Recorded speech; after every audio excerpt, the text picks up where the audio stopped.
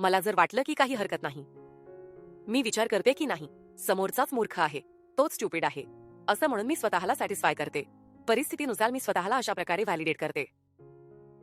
मला वाटतं की सर्वात मोठी समस्या ही आहे की मी स्वतःला योग्य घोषित करत आहे. नाही, बघा, दुसऱ्याकडून फीडबॅक घेणं ही एक गोष्ट झाली. त्यानं सांगितलं, तुम्ही विचार केला, त्यानं तुम्हाला माहिती दिली आणि तुम्ही त्या माहितीवर लक्ष दिलं, ती एक गोष्ट झाली. आणि दुसऱ्याकडून आयता निर्णय घेणं पूर्णपणे दुसरी गोष्ट झाली ना. अंततः तुमच्याबद्दलचा निर्णय तुम्हालाच घ्यायचा आहे. दुसऱ्यांकडून फीडबॅक घ्यायचा आहे की नाही ही काही ठरलेली गोष्ट नसते. तुम्ही ठरवता की.